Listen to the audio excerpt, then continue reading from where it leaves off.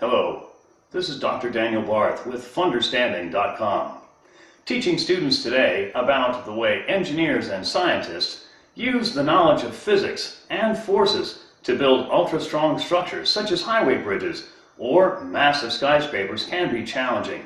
Traditional solutions such as a toothpick bridge can be cumbersome, use lots of resources, and take more classroom time than you may have available. What if your students could take just a couple of class periods and for less than $1 per student, build a small, lightweight, ultra-strong structure that would hold thousands of times its own weight, allowing them to discover for themselves that strength comes from design and knowledge of physics, not cumbersome, bulky materials. Can you do it? Yes, you can, and today we'll show you how with a project we call 10,000 to 1.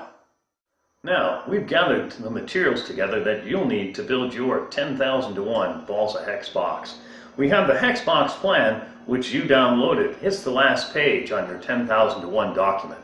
We have a few squares of simple wax paper. This is actually a copy of the plan cut out and taped down to a piece of foam core board, similar to what many students use for projects and presentations. You probably have some around your classroom already. You can also use cardboard, a piece of a Xerox box, or a grocery box will do just fine. We have some fine sandpaper, 150 to 200 grit does fine. We have a small plastic pan to hold the glue and keep the mess down, and a box of simple sewing pins, such as you might find at any home improvement store or craft store. There are two kinds of glue for our project today. We have white school glue, which we've thinned half and half with ordinary tap water. We also have cyanoacrylate, or super glue. This glue is very strong, and we prefer the larger bottle that's sold in hobby stores as opposed to the very small single-use tubes, which can prove rather expensive. We also have the magic ingredient for this project, balsa wood.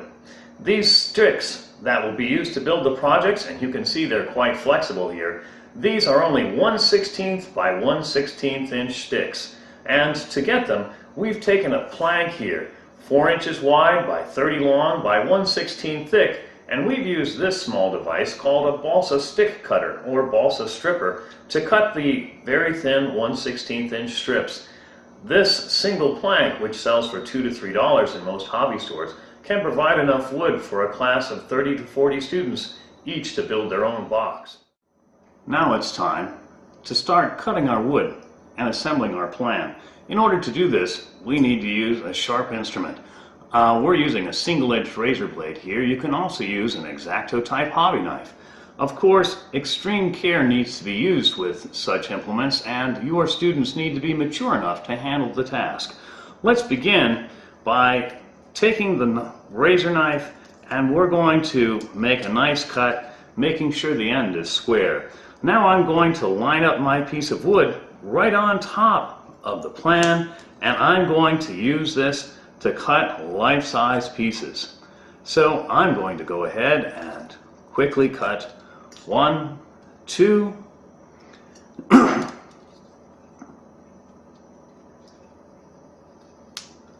3,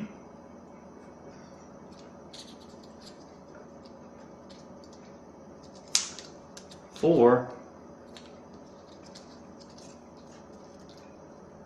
and for the angle pieces, we have to make sure that our angles are cut appropriately, just like it shows on the plan. Here's 1,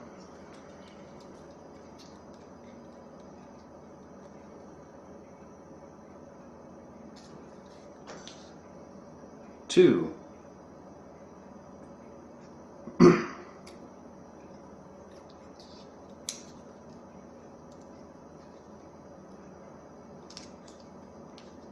3, and the last one, number 4.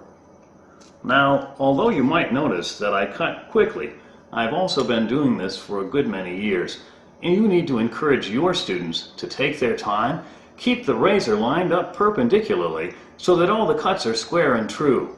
Also, as we know, haste can lead to unnecessary injuries, and that can be deleterious to your program altogether. So make sure your students have a craftsman-like attitude and take their time and do the job with care. Now it's time to go ahead and begin setting up our wood so that we can glue it in place. In order to do this, we can't trust that the balsa wood will stay exactly where we want it while the super glue dries. Drying glue produces tensions and stresses, so we're going to go ahead and pin the wood down right to the cardboard backing. In this case, as I mentioned, I'm using foam core. And I'm using the sewing pins and pinning them across and at an angle here, and you can see a photograph of this in your document.